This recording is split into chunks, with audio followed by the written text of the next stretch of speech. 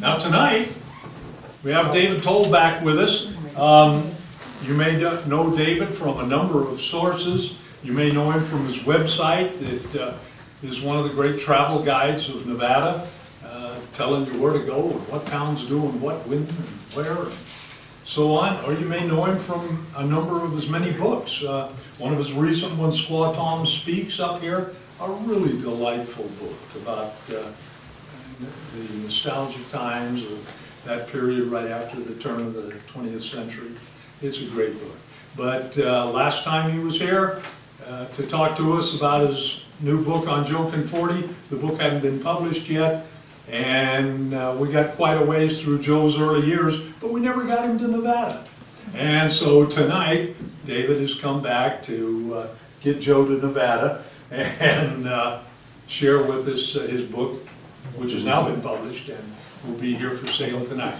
David, come on in. David Toll.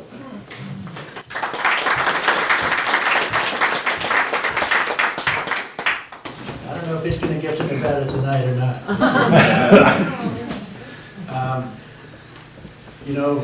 This is a kind of a difficult topic for the average historical society because it enters realms that aren't usually recorded in history.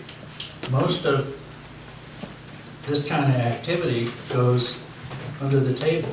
Oh, is that all right? Is it on now? Yes. Mm-hmm. Okay. Okay. So when we get to the part where I read from Joe's reminiscences, it's going to be a little different than the usual. Usually, or not usually, but often I give these talks at saloons. And that's a much more amenable kind of something about alcohol and sex. That could go together somehow. Anyway, so I want to warn you in advance that when we get to that part, we're going to be sitting right on Joe's lap, listening to Joe talk the way he talks. Okay. But first of all, how many of you are acquainted with Joe Conforte? The name, the personality, the rest. Okay. Okay. But still plenty. Anybody has ever met Joe? There's 3, 4. Okay. So you already know how he talks. He's not, because time has passed since he left. It's been 20 years. There are a lot of people in the state now who really don't know who he is, and that's a shame because he's a character kind of like Buffalo Bill or Howard Hughes. There's a quality to his passage through our world that is a little bit bigger than life, and everything that he did here struck sparks. So otherwise, made a special impression. And anybody who ever did meet Joe, I'm sure will never forget it to the end of their days. We've been having a few problems with the title of the book. It comes from, it's basically his shorthand code for how you make it big in this world. And I took it from actually an interview I did with him long, long ago. In life, I assume everybody wants the secret of how you make it big. Oh my gosh, it's America. Okay. In life, says Joe, generous with the secret of success, to make it big, not just to succeed. You can succeed without these things. But to make it big in life, you've got to have three things. You've got to have all three. You cannot have just two or one. I mean to make it real big. I'm not talking about prostitution now. I'm talking about anything in life. Brakes, brains, and balls. You've got to have all three. Naturally, you must get the brakes first. You can't see the Pope if you don't get to Rome. Without the opportunity, then naturally you can't make it.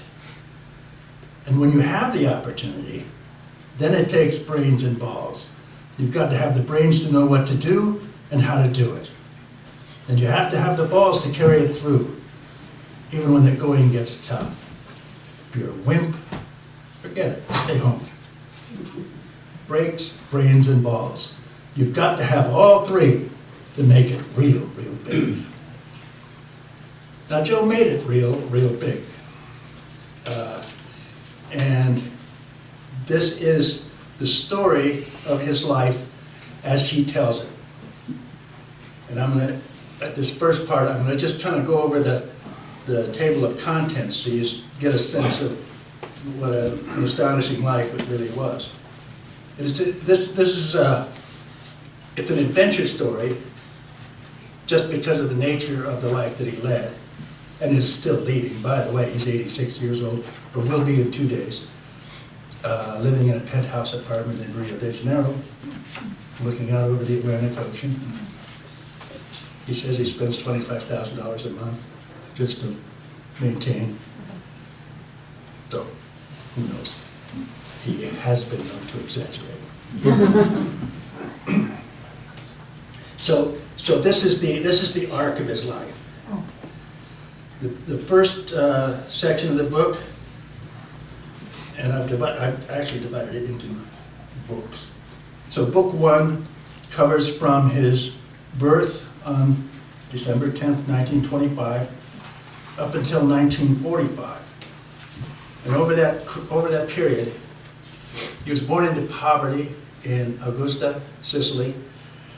His father was back and forth to the U.S. He ran a grocery store in Boston. And Joe's mother died when he was 4 years old. One of the people close to him said that the only time she ever saw him cry was when he talked about his mother. And personally, I can't even imagine him crying. But anyway, so clearly a huge event in his life. He was raised by his brothers, his older siblings. And at age 11, he and his 2 older sisters came to Boston to live with their dad. He stayed there with them, learned the produce business, working with his father. But there was a stepmother and some stepsisters, and by the time he was 15, Joe had run away from home 3 times. And at age 15, he finally succeeded and went to New York City. And there, because he knew the produce business, he got a job helping a guy who had a push cart on the street, selling fresh produce out of that on the street. So he did that for a while, and believe me, I'm skipping over a lot of interesting stuff. One of them being that he stole money from his employer to build a going away fund, because he knew he wanted to do something big with his life, but he didn't know what it would be. Knew he wasn't going to stay there on the streets of New York forever. And in 1942, after the war had begun, at the age of 16, he got on a Greyhound bus and rode that bus to Los Angeles. And just to show you how how the world has changed since that time, which doesn't seem all that long ago to me. That bus rolling across country, he described to me that when they got to Arizona, they were driving through the night, and there were, 40 people on the bus. They started singing together. They started singing songs together, this whole bus full of people driving through the night. I'm looking over a four-leaf clover. Can you imagine? Where's that America going? So he got to Los Angeles. He found his way to a market out on just off Santa Monica Boulevard, because in these early days of 1942, the grocery stores were facing a big problem. The Japanese people who managed the produce departments were all being put on buses and hauled off to camps. And so they were running around in circles trying to figure out what to do. Joe arrives, age 16, but hey, he knows the business. And it's easy to tell he knows the business because, you either know it or you don't. So he gets, at age 16, a lease on the produce department at a grocery store somewhere on Santa Monica Boulevard.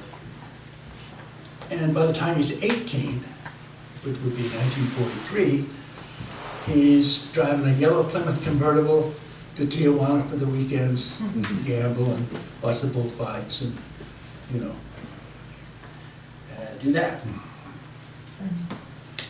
So, also, because he's still an Italian citizen, he's an enemy alien and subjected to some rigorous oversight by the FBI, which he just didn't appreciate.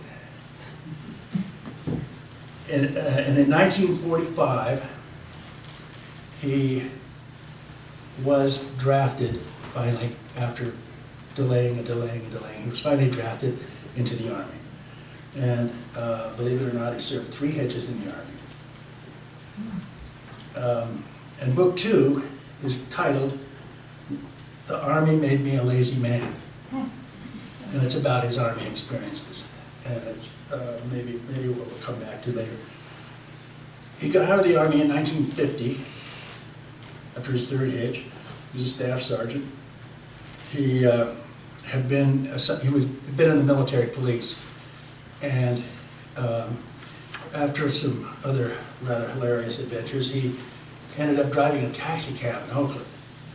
And one day he was in his cab and recognized one of the guys from his outfit, and discovered that the 222nd Military Police had been one of the first units called into action in Korea when the invasion of Korea occurred in June 1950, and suffered 80% casualties. And he said, God was with me. Well, God's been with him through the whole thing, because never a luckier man ever lived.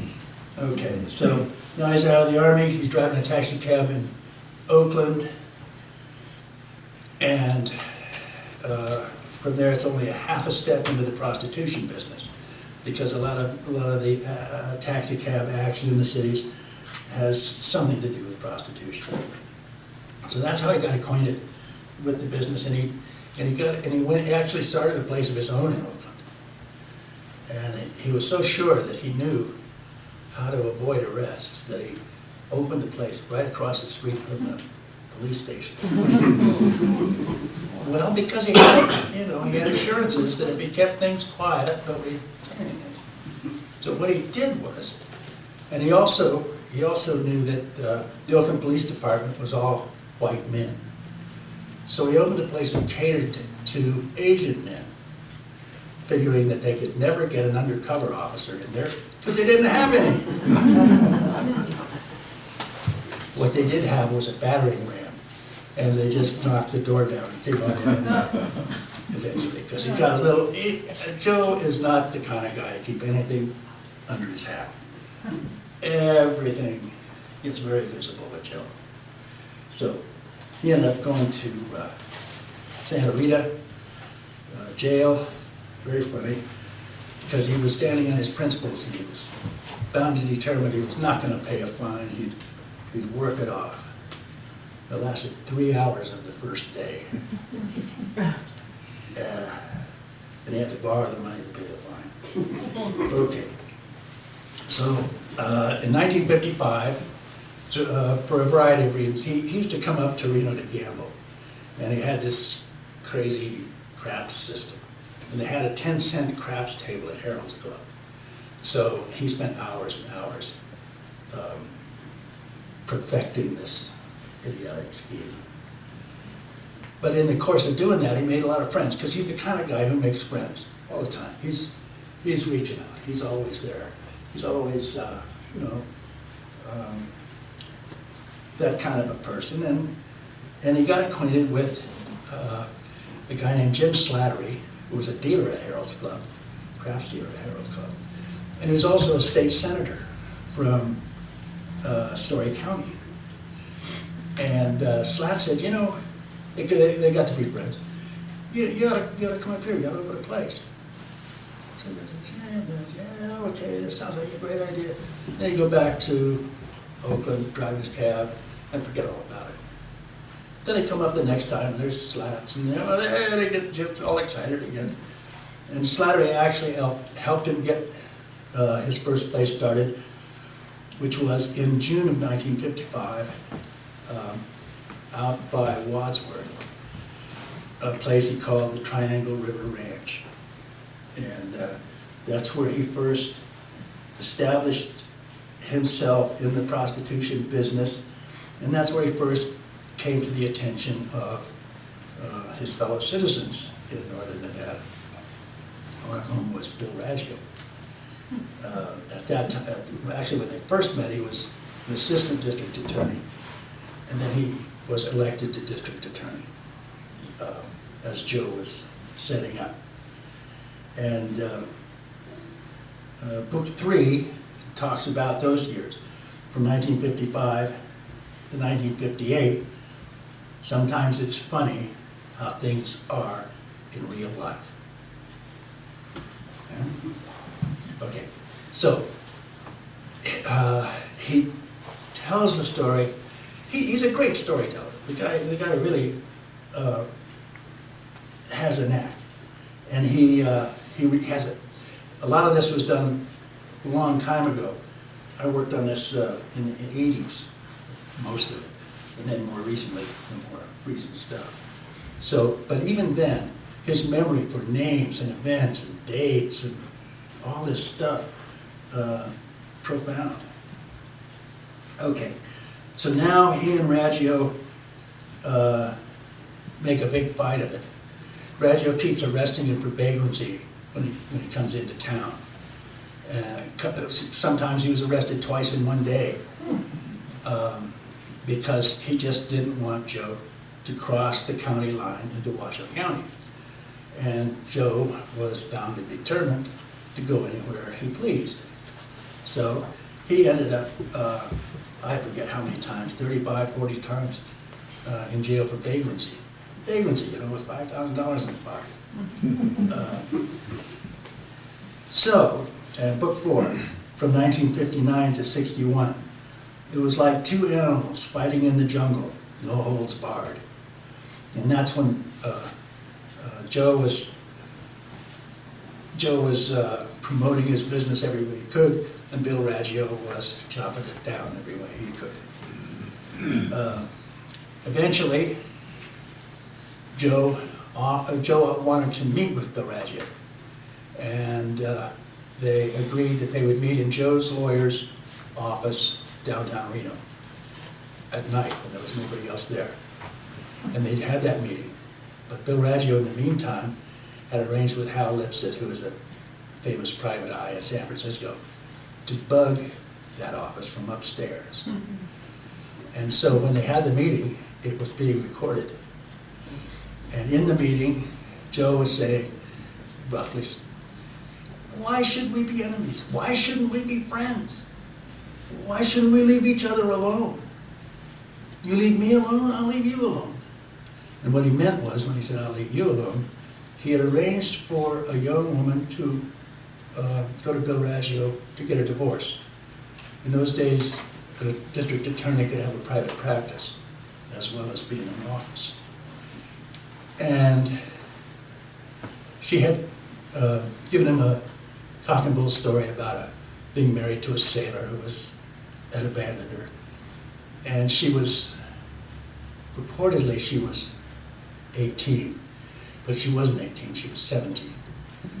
And according to Joe, and he tells this in some detail,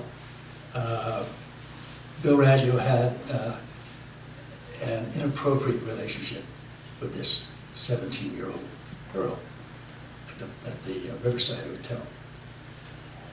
And according to Joe, as he's telling this to Bill Raggio, he has evidence of it. You know, the girl's going to testify, and there was a witness in the closet. So, now they're having this meeting, and Joe's saying, I don't want to bring this out. What do I want to cause you any problems for? Why do you want to cause me any problems? Let's just be friends. So, it wasn't exactly the next day, but it was within a week that Joe was indicted for extortion, arrested, tried, sent to the Nevada State Prison. 2.5 years. Next chapter, the next section, book 5, 1962 to 1965. I was king in the prison. I was more or less running the place. Maybe that's a little overstatement. But when Sally was sending him $500 a month, in those days, $500 was serious money, and in the Nevada State Prison, it was huge. So he had servants. He had a guy that fanned him on hot days. He had a waiter. He had he ran the craps game in the casino that they had in the prison in those days. He was a big figure, absolutely was, and he loved that. That's what that was heaven for him. Unfortunately, he caused so much commotion and got everybody so upset with him that while he was in the state prison, the feds started to investigate his tax returns. And during his state prison term, he was tried for federal income tax violations and convicted, so that when he got out of state prison, he got on the bus and went to Terminal Island, McNeil Island in Washington. And he was very upset that Bobby Kennedy, who had recently become the Attorney General, had closed Alcatraz, and he didn't get a chance to go there.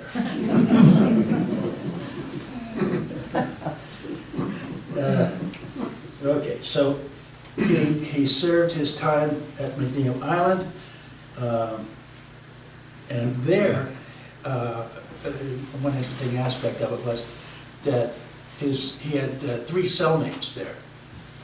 One was Dave Beck, the Teamster boss. One was Frankie Carbo from Murder Incorporated, and one was Alvin Karpus, the bank robber from the 30s. He said Alvin Karpus was silly. He'd been in there 33 years. He was just not much left there. And at the end of his, coming towards the end of his term, he and Frankie Carbo got into a beef. He says Frankie Carbo got jealous of him because people kept coming up to him, knowing he was going to get out, and saying how much they wanted to work for him, and what can I do? How can I ingratiate myself with you? And Frankie thought that infringed on his prominence, so he put out a contract on Joe. And when Joe found out about it, he had to wrestle for a minute to realize, yeah, he could hire somebody himself and they could make a war out of this. But instead he went to the warden and asked to be put in solitary confinement for his last 2 weeks, which they let him, which they did. And so he got out and left Randy Carbo behind. He had a little bit of, during this time, Sally was keeping the home fires burning as best she could. She had, but some competition started to move in, and people started to strong-arm Sally. So when Joe came back, think about it, he came back from 2 prison terms, didn't have any money. Somehow he said he had $1,000. He hired a guy to come with him to help him, a gunman who worked for Mickey Cohen, just by promising him that, don't worry, we'll take care of you when we get there. Because he had no money. And Sally had just been able to sneak by. But however, as we know, Joe overcame all those obstacles and became a partner in Mustang Ranch. And then, because he just talked himself into it. And then he converted his partnership into a sole proprietorship by getting rid of his partners. Amazing man. Okay, book 6. Now I started on my master plan. And the master plan was to establish his place, and he had done that by getting rid of his partners, and he was his, and Sally's, of course. And then to use that place to leverage political control of Story County. He opened a trailer park. He built some apartments down in the River District, Lockwood, and he rented those places to people at a very, very attractive rate, a very generous rent. And all I asked him to do was listen to his suggestions for who they should vote for in the local election.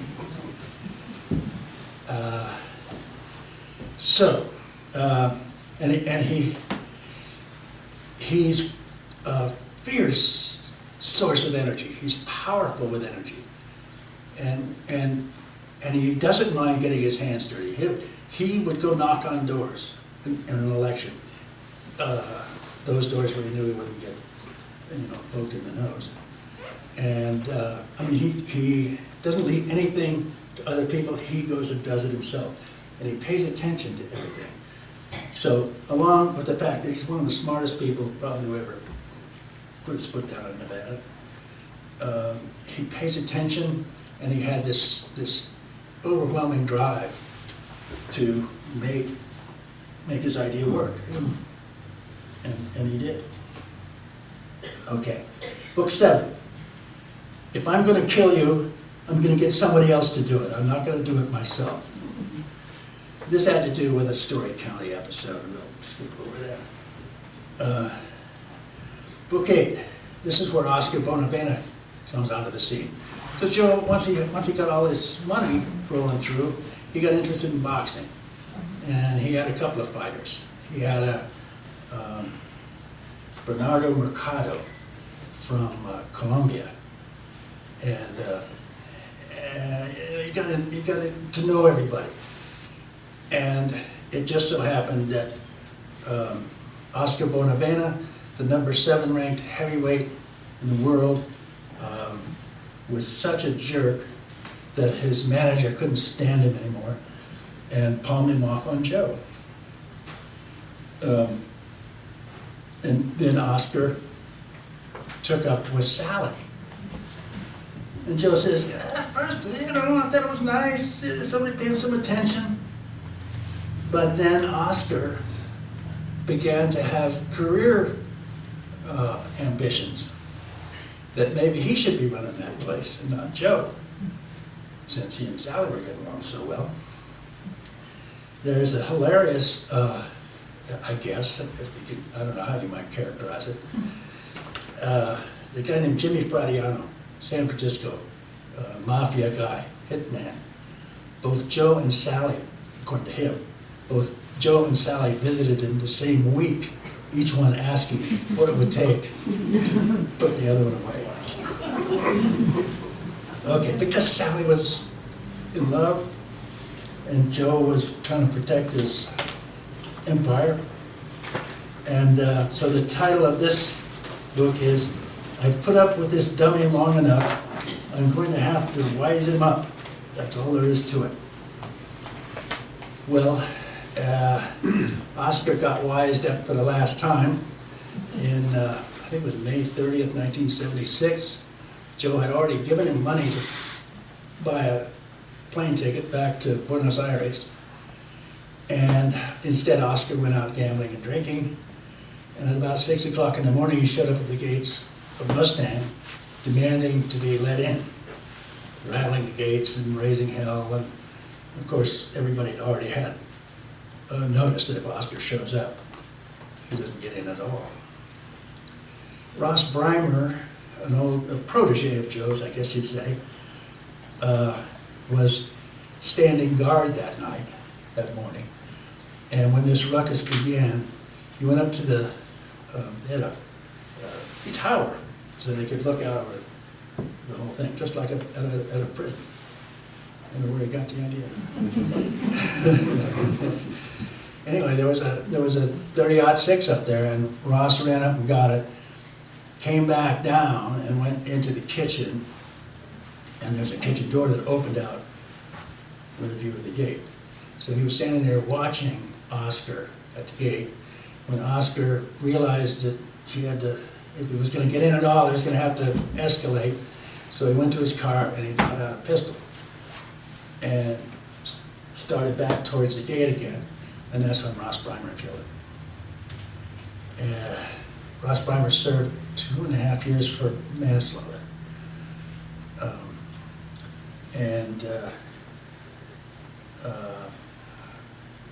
Oscar was a national hero, you know, in Argentina.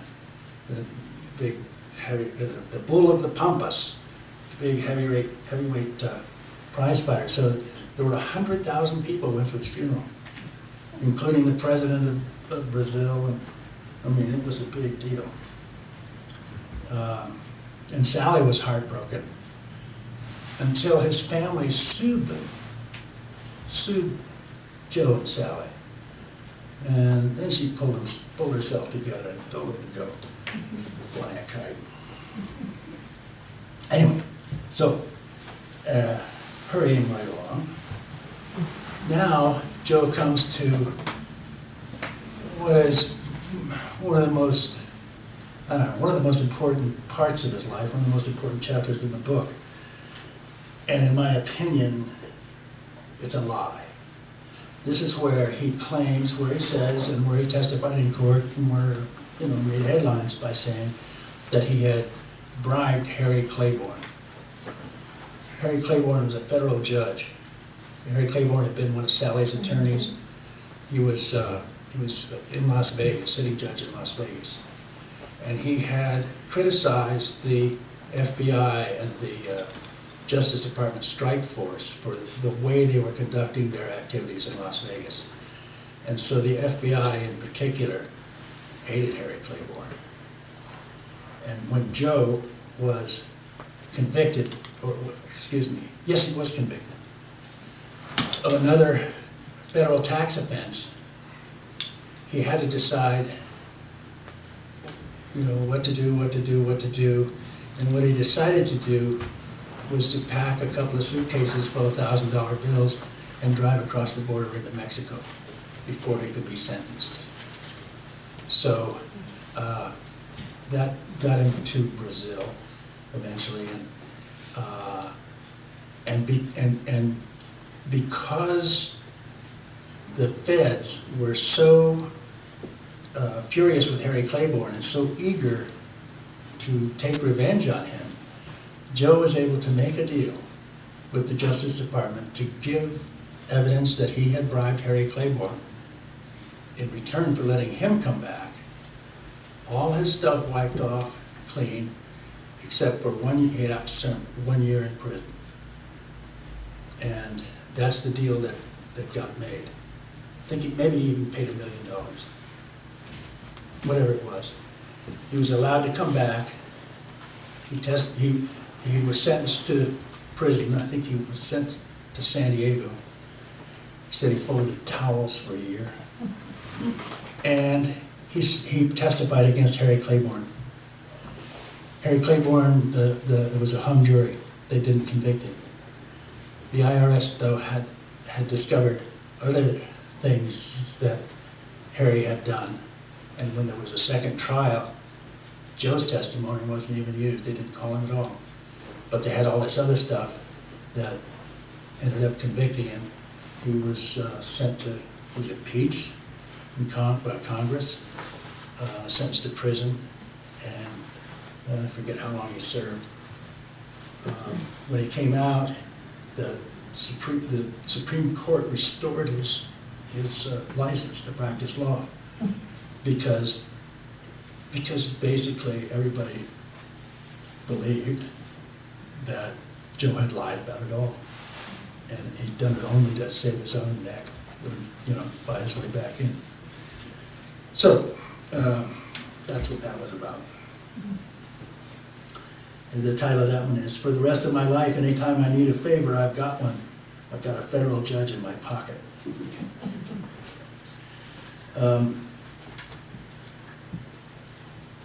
He got convicted again. Well, actually, he was not convicted.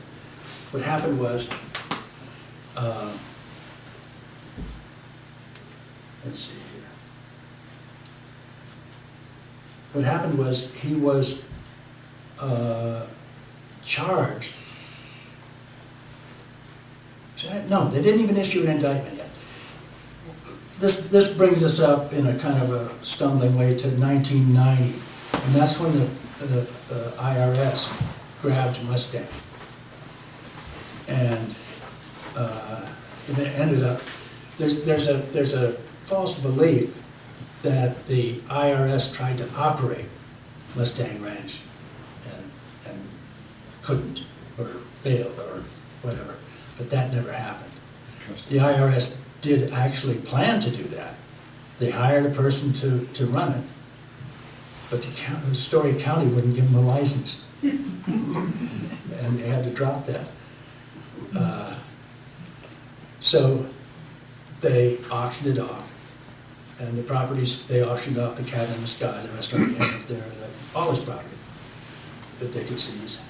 And a company called AGE Incorporated paid $1.4 million for Mustang. Now, there's a $13 million tax lien against it, but they got $1.4 million for it in cash.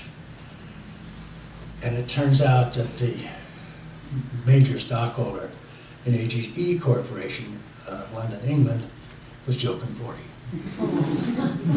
So he was running it again. And but by the end of that year, he went on vacation. He spent a lot of time traveling and goofing off. He took a vacation to Italy, see his family there, and as he was ready to come back, he called Reno from the airport, as he always did before he came back. Hey, what's going on? Is there any heat? What's happening? And his attorney, Pete Perry, said, "Oh, Joe, they just subpoenaed, the feds just subpoenaed Neva, the cashier." Uh-oh, that's trouble. So Joe, instead of going back to Reno, did he stay in Italy? I forget exactly, but he never went back. He never came back to Nevada after that late 1990. And he tried to run the place by phone from Rio. That's where we ended up living. And while he was trying to run the place by phone, all the people who were running the place were stealing from it and plotting how to get it away from him altogether. Starting with his lawyer, Pete Perry. So I thought I was being smart, but it turned out to be stupidity. There's a lot of that through this book.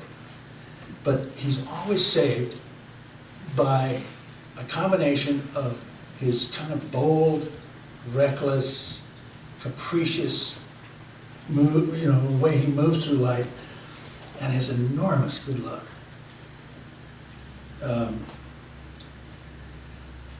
Now he finds out, book 12, he finds out what's happening back home. It's not going to happen, even if I have to blow the whole place up with him in it. And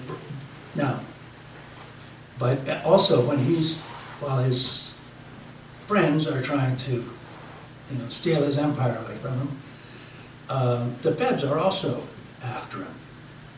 And they set up, ordinarily, a man with a Brazilian citizen as a dependent cannot be extradited out of Brazil for anything, no matter what.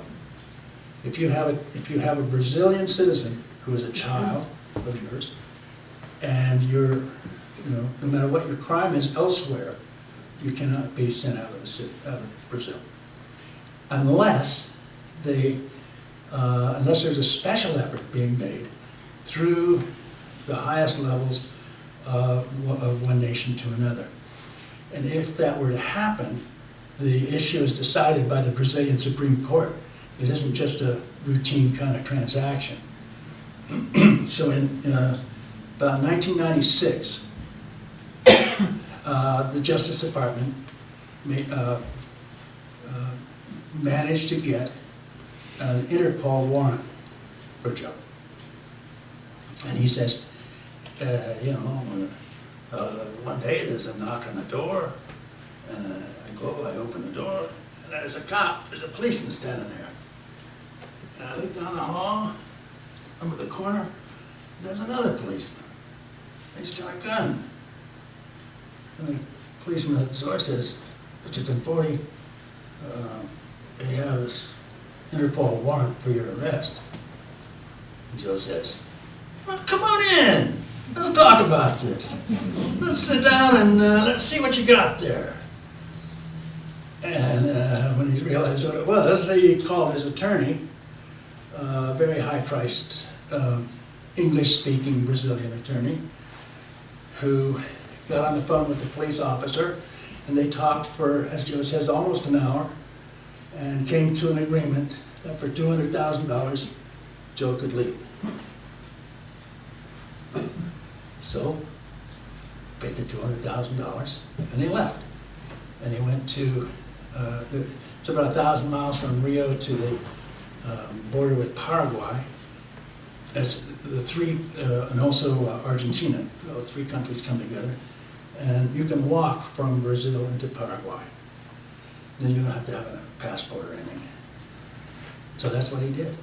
Drove there, got across the border, and then through his friends and connections managed to find a passport that he could use, and continued on and made his way to Chile. And he lived in Chile for a couple of years, right out in the open, thinking, that warrant was for Brazil. Now I'm in Chile. What have I got to worry about? So it worked all right for a couple of years. And he was, and one day, excuse me, he makes a point of making friends. One day, one of his friends called him from police headquarters. Joe, they're coming over for you right now. They got a new Interpol warrant. You're gonna have to race out of there. So Joe runs around and packs his suitcase and runs down to his car, jumps in his car and drives away, and realizes he left the money on the table. Must turn around, drive back, go up the back elevator, gets his stuff, and goes back down the back elevator as the police are coming up the front. And after that, he's 2.5 years more on the run, undercover, false passports, sneaking across borders, bribing people, living in constant tension that one little mistake and it's over. And in the meantime, his attorneys are working to quash the warrant in Brazil. because he snuck back into Brazil. Figured he had juice there, he didn't have any juice in Chile. So he paid the chief of police in Recife $10,000 a month to live there.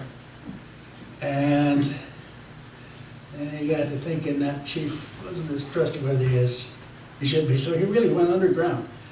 Lived just, it's hard to imagine. I don't know how you do it.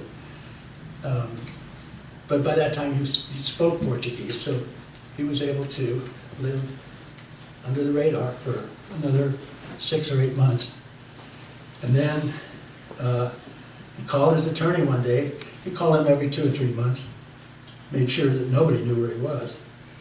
And this is kind of the end of the book. I'm going to give away the punchline for you. He says, my attorney in Rio, he didn't know where I was. So finally I called him. Now it was October 1999. And he says, I couldn't believe it. 8-0 in my favor. 8-0. One of the judges recused himself because he handled some paperwork on the case before he came on the court. It was 8-0. I actually thank God.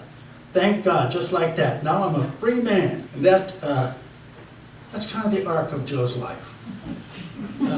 He's still like that. 86 years old in 2 days.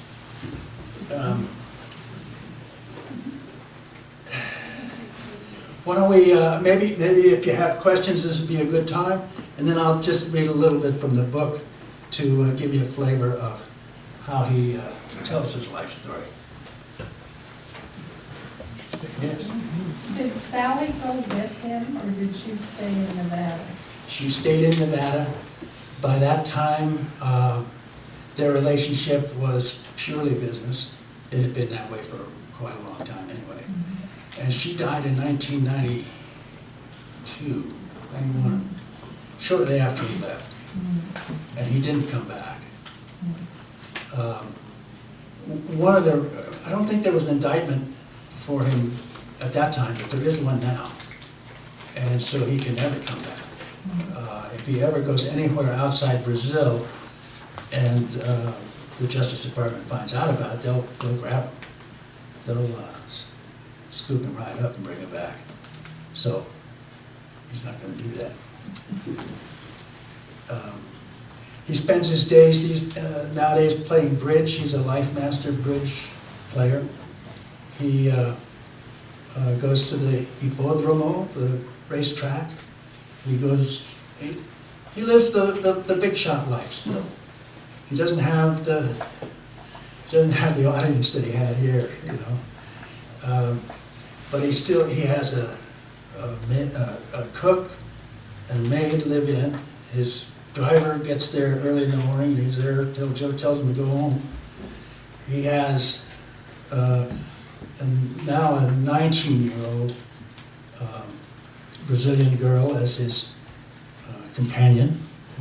The prettiest girl in Brazil, I would say. Just, that's a guess, I haven't seen them all. She is gorgeous. And she's also smart and no dummy. She's getting a college education.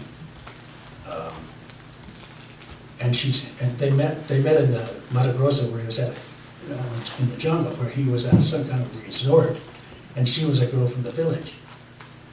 Well, now she's living in an apartment in Copacabana, going to college, got a little spending money, so she'll be fine.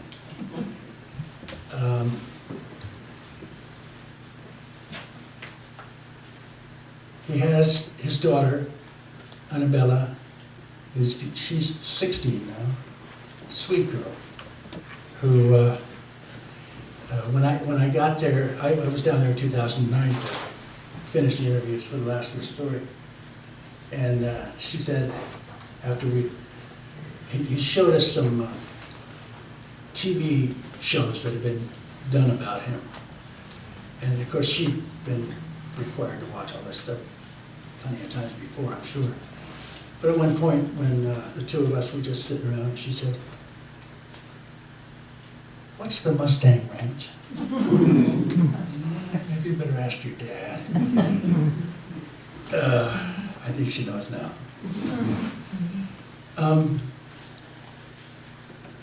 Any more questions? Yes. So, all this time, he's living on money that he made in Nevada? Yeah, he was sending money to a Swiss bank account for quite a long time. And I don't know anything about how he and Sally, split things up or arranged things. But I know that he was sending money there like $500,000 at a time. Yeah. So it's not only a lot of money, it's a lot of cash money in that business. And they used to, they made a movie called Love Ranch, supposedly inspired by Joe and Sally. It's a terrible movie. And the real terrible thing about it is it's so inauthentic. You just know it's bogus, even if you hadn't, been around it. And one thing that was bogus, that would just cry out bogus, was that in the movie, Sally takes revenge on Joe for killing Oscar by turning in the hidden set of books, the second set of books, to the IRS. Well, there was never any second set of books. It wasn't even a first set. At the end of every shift, there was a ceremony almost of going out and burning all the receipts, all the, paper trail. So, don't waste your $6 on that movie. Yes. Was the reason for the Interpol arrest, was that related to tax evasion? Yes. Okay. Yeah, that was the last episode, and he was out of the country when the indictment was delivered, so that he was never in custody, or they never got their hands on him for that. And he made a point of saying, "I'm not a fugitive. I'm not a fugitive. I wasn't convicted. I wasn't arrested. I wasn't going to be sentenced. I just moved."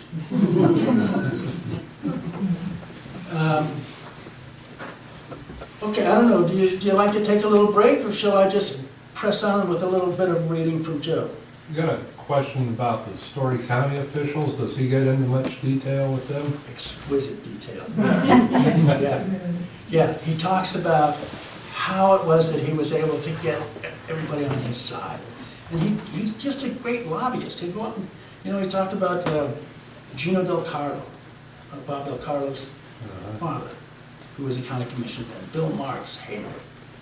But Denny Kopp, he was on his side. So he's in there politicking all the time. And he'd come into the sheriff's office at Christmas time and get out cigars, with a $100 bill wrapped around each one. And, making friends. Did he run for office or plan to run for public office? He talked about it. He talked about running for the assembly Yeah. from our part of the world. God knows what that was, but that would have been a great event. Yes. Was he ever involved with anything to do with the mafia? Did he have connections with them in Las Vegas? Or He did have mafia connections, but I'm virtually certain that he was never involved in. I mean, he lived in that world, but he wasn't involved in a mafia deal. That was him. That was just his thing. And really, for the mafia, it was too small and it was too legal. They it didn't fit their business plan. So he knew a lot of guys. Because even, in the taxi driving days, a lot of people he knew within got bigger and bigger in the mob. And Bum Pinciero and Fradiano and all those guys, yeah, he knew them. He tells about how somebody, Al Sisto, some old gangster, called him up one time in the 80s and threatened him, and I'm gonna come over there and I want, you gotta give me 10% of the action there. I'm like, don't threaten him back, yeah, come here, I'll. Anyway, Al Sisto never showed up. But it was that kind of thing. They knew him, he knew them. They even, probably socialized together. But it was never a connection that way. Yeah. How did you get involved in the connection with all of this and? Just lucky, I guess. I used to publish the newspaper in Story County.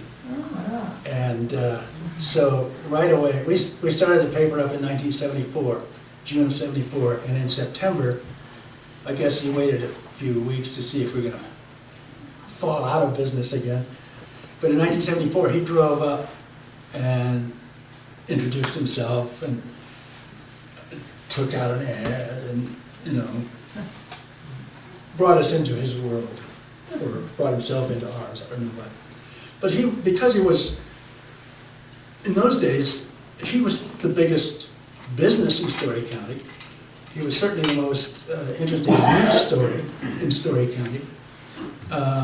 So he was in the paper a lot.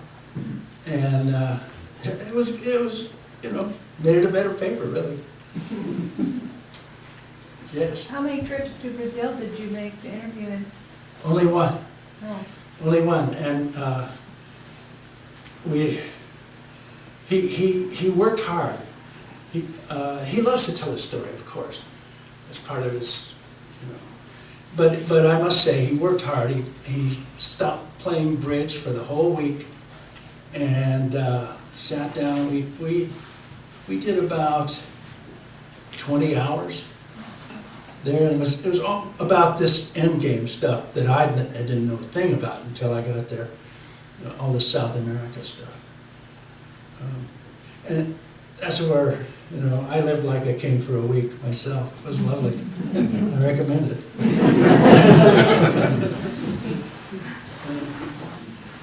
Okay. We get a timeout call from the referee. Yep. It's time, David. Okay. They'll have to read the book to see how he talks. Actually, I hope that if you do read the book, you'll hear his voice in here, because I really tried to make this is his story, his words, his way, but I wanted to make it so that you could hear it. And how they do. Good. Yeah? Think so? Okay. Thank you.